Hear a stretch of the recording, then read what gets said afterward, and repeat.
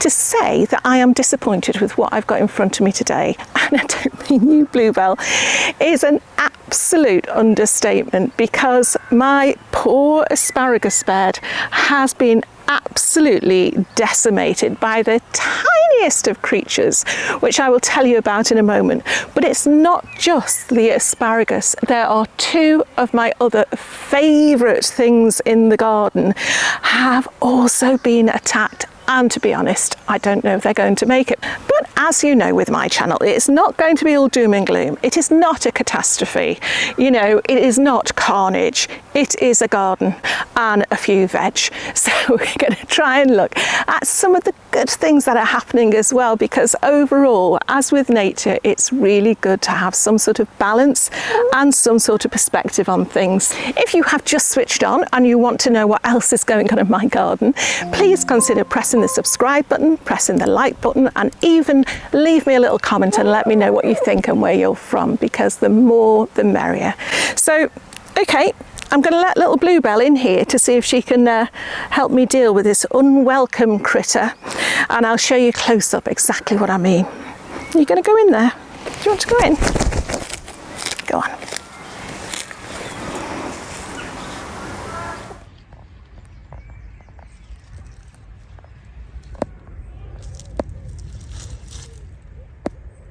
I must admit, in the last couple of years, I have been bothered by the little asparagus beetle, I always call it. It's like a lily beetle. And usually there's one or two, they lay a couple of eggs. You can flick them off, you can wipe off the eggs or wash them off, and the asparagus is still edible. What I've noticed this year is there are so many. Honestly, every time you look, you can see one, and if you get anywhere near, they drop to the ground and almost disappear straight away, which is why Bluebell was supposed to be helping me find them.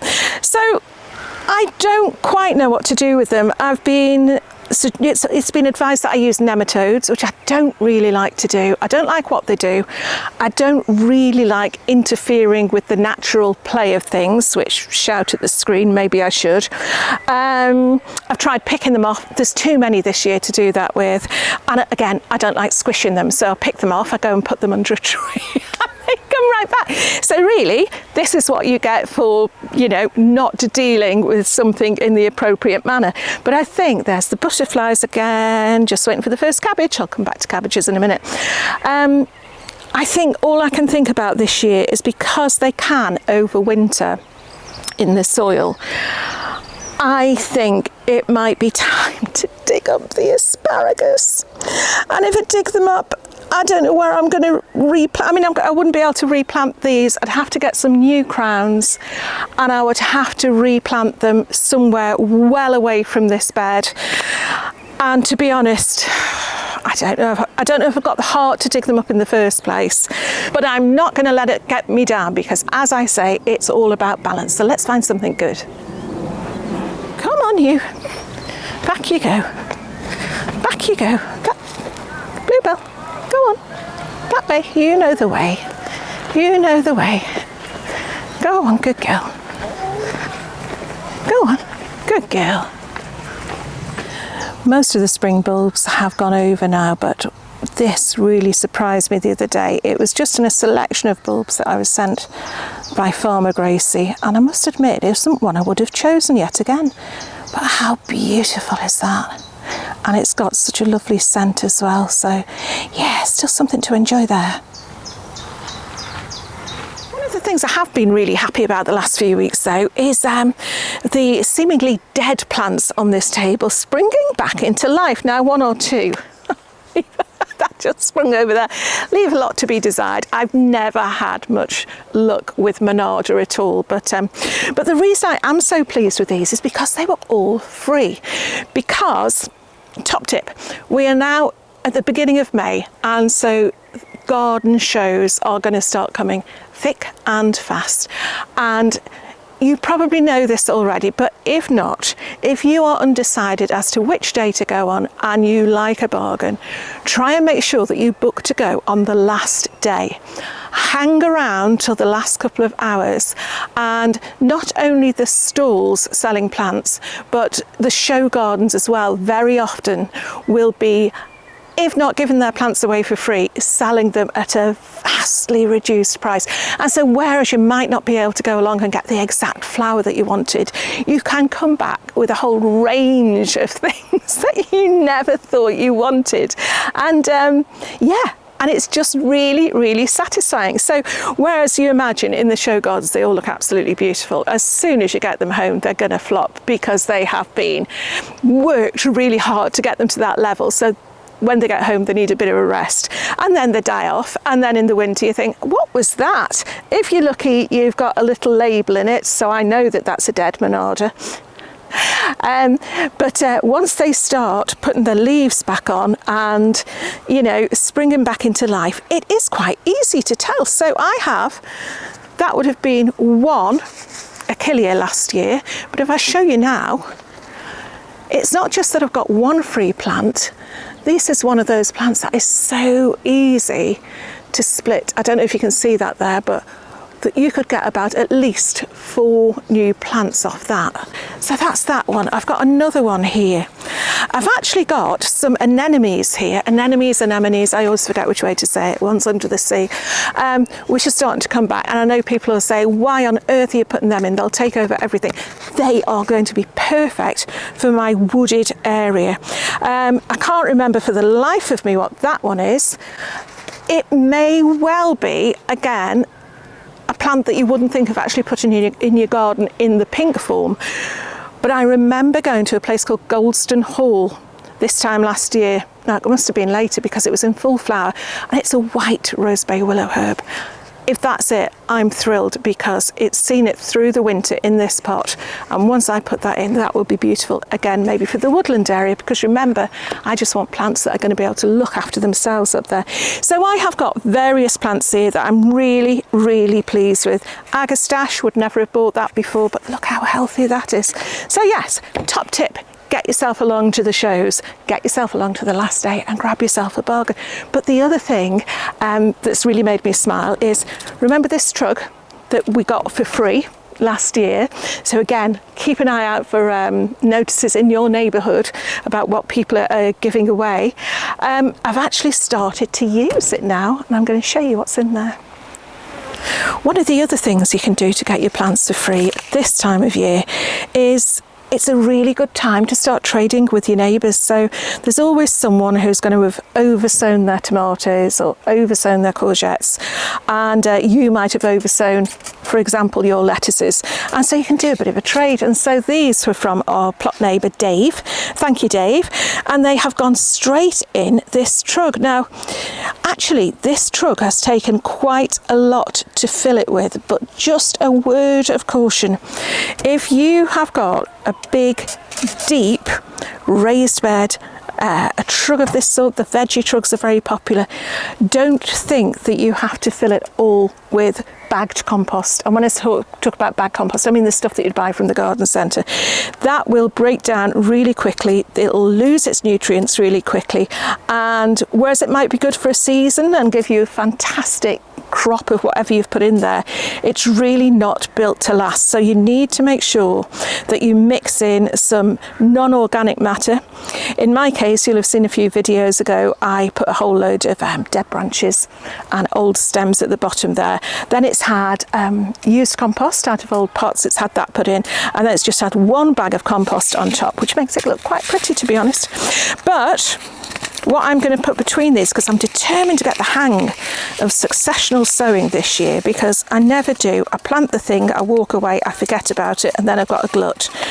I'm going to put between these some of these, let me show you the packet first, beautiful purple lilia spring onions. Now, you know I've said that I'm trying to grow different colours and different shapes this year, she says, in front of the green lettuces. I can't open the packet. I thought purple spring onion would just be lovely, so all I'm going to do it's actually really moist under here, otherwise I'd give it a water first. I'm just going to run a couple of little drills down there with my finger and then put these in and cover them up.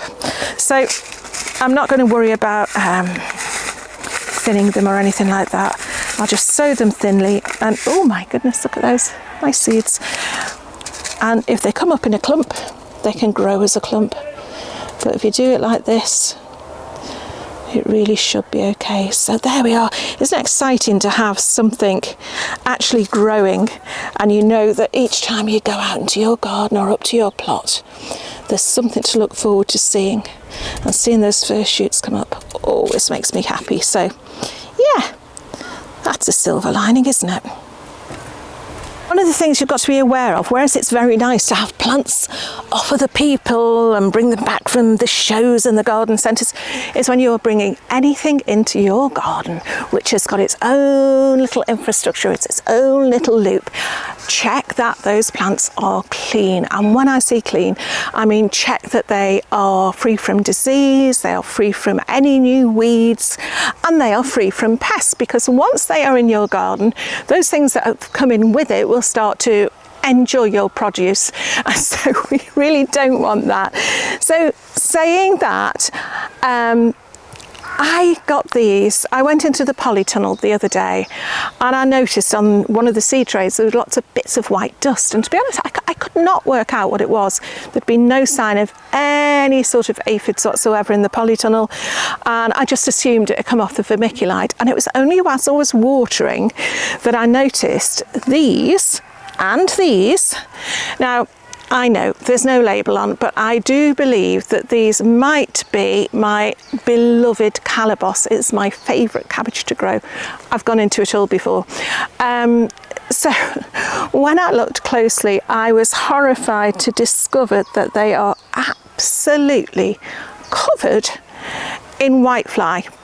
So what I did straight away, I got them out of the tunnel, and to be honest, I just didn't want them near any of the other seedlings, which they haven't been. They've stayed on here. I mean, they've got a good meal there, but I've got them out of the polytunnel, and what I'm going to do, I'm going to give them a quick dunk in some soft soapy water. If you've got another way of dealing organically with this sort of pest, let me know in the comments below. I won't squish. I just can't bring myself to squish. I would be apologising left, right and centre. But the interesting thing is that these have not been brought up in my polytunnel. These were handed over to me only the other day from Mike. And if we take a look inside Mike's polytunnel, you will see that his is in quite a different state to mine. Good and bad, but it certainly explains why these are covered in whitefly. Well, here we are. Quite a few of you have asked what's been going on in Mike's polytunnel, and I've got to say it has been so productive, whereas mine is just basically a seedling station at the moment. We've harvested that many mustard greens, which I've shown you before. We've been harvesting lettuce, just all sorts of things. I mean, it's a little bit more ramshackle than some of the polytunnels you might see. He's outside, you can hear me saying that. But yeah, he's definitely got stuff going on. But the one thing that appears to be, you can see what I'm looking at, it appears to be a casualty of being moved earlier on in the year is my beautiful, beautiful peach tree. So I'll bring you in and you can have a little look at it. Okay, so just to remind anybody who might not have seen the video, we transplanted this peach out of my teeny tiny greenhouse a few months ago now, and the idea was I was going to train it to fan across this side of the polytunnel, and we would be rewarded by absolutely beautiful, sweet smelling peaches right through the summer. But what has happened? It just has not liked the move, because it has really, really suffered. I mean, you can see the amount of just dead branches. I mean, look at that. That is just brown, going brown there. We've still got some hope there. If it was any other sort of fruit, if it was an apple or a pear, I'd be tempted to cut the dead off, but because it's a stone fruit, I'm really worried about interfering with it too much at this time of year because of the likelihood of silver leaf disease getting in, but you can see it is not happy. And even as I'm looking at it now, I think it might just be a goner. I mean, what happened was Mike was coming in and noticing a load of ants going up and down the trunk of the tree. And of course, you know, when you see ants busying themselves around on one of your plants, it is probably because they are, and I hate this phrase, milking the aphids. So if you see an ant, there's more than likely going to be some aphids around there as well. So, oh my goodness, I mean, it's just looking in a terrible state. I really do think we're going to have to bite the bullet and get rid of it. We have got a grease band around the bottom of the trunk now, which maybe we should have put on sooner. That seems to have done the trick. The ants have stopped. Mike sprayed it again with some soft soap. But I think it's just too late. It gave us some beautiful blossom. It looked really, really hopeful. It has got leaves on it, but we're certainly not going to be bathing in sweet smelling peaches this summer. So let me know, what would you do? What would you do? Would it just be up and out and replace and forget about it, or would you just give it one more chance? Let me know in the comments below. Another thing I've noticed this year is that my this central apple tree, as I always call it, that was here when we moved in, if you haven't seen the video, it is interesting to look back, because basically the whole allotment was just completely flat, apart from the back where those trees are, but this really stood out. So one of the first things we did was we put these tiles around it, made it into like a little bed, and as a way of protecting it, as we thought, from apple scab, I planted up a whole circle of chives, and every year the chives have come up. They've come up, actually they always come up at the same time as the asparagus, because I used to pick a spear of asparagus and have a few chives and just eat them raw going around the garden. But this year I've noticed that I've got hardly any. My little chive soldiers that are here to protect this poor tree have disappeared. I mean, I've got a few scrappy little chunks, and I might have enough to be able to split them and put them round again. But what has happened is someone donated some borage to me a couple of years ago now, under the guise of, I think, it being bergamot, which it clearly isn't. And yeah, that has just spread everywhere. Now, whereas it was fine when it was in the middle and the chives were around the outside, it looked very lovely, it seems to have migrated to the outside. So what I'm going to do now, instead of being upset about my chives, I'm going to have a little bit of a switcheroo in my head and think, okay, this year I'm going to let the borage come up around the outside. I might split the chives up and put them a little bit closer to the stem and just, I don't know, just have a little bit of a change around. So yeah, whereas I could say, oh, all my chives have disappeared and, you know, got a bit down about it, people do. You know, look at all the free borage I've got. So I was watching something the other day, I don't know what sort of social media it was, but it came up and someone was saying, when you're, you know, looking at the amount of stuff, especially at this time of year, that you've got to get done in your garden, I can't get that off. Think about, instead of weeds, think about those weedlings as seedlings. I really thought that was quite good. I mean, you know, not that anyone would really want borage as a present, but I bet you, we're talking about the garden shows, some of the garden shows that you go to will be charging a pretty penny for it. So all you need to do is pick up your borage. If you are going to pass it on to someone, be kind, take any weeds out the bottom and just pot it up. And believe you me, if you put anything in one of these little terracotta pots, people are going to think they're a really, really nice present. Okay, what you will have noticed there is I have been using my brand new to me hori knife. Now, this saga has been going on for the last couple of weeks, where I broke my hori on camera as I was trying to lift, oh, what was it? Garlic, wild garlic.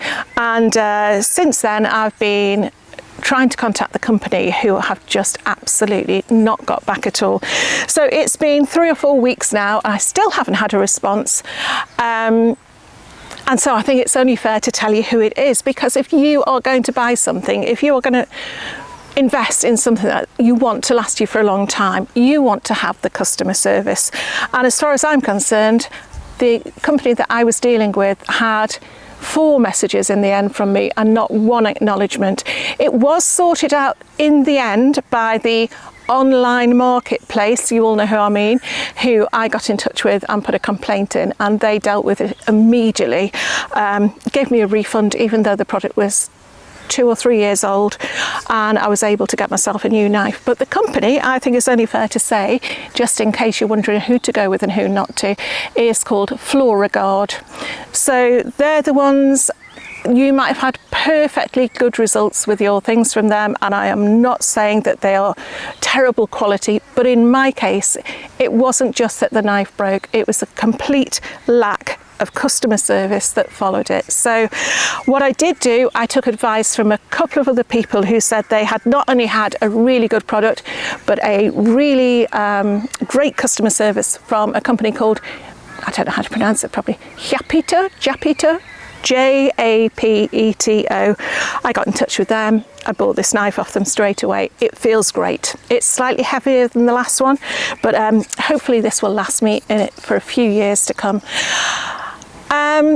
Not linked in any way at all, but I just think if you've got bad customer service, you know, I don't know, I would like someone to have warned me, but if you've got good customer service, it's something to celebrate. Next week, I promise you that I am going to be extending the water butt that I put up by the polytunnel. If you haven't seen the video, I'll put it on a link at the end, because it's been doing sterling service already. We have had this mini heat wave in the UK for the last couple of weeks, and then we had one downpour, one thunderstorm on Thursday night, and it filled to halfway again, and all that water would have been wasted. So yeah, it's really working well, but next week I will show you how I'm going to extend it by using different hoses so that one can flow into the other. I hope you've enjoyed this week's video. Let's just remember that, you know, sometimes things go bad, but when you look around, there's always something good to find as well. She says, desperately trying to find something good. But yeah, we've got a lot to smile about. If you'd like to see more from my channel, please consider subscribing. Thumbs up, comment down below, and I'll see you all again very soon. Bye for now.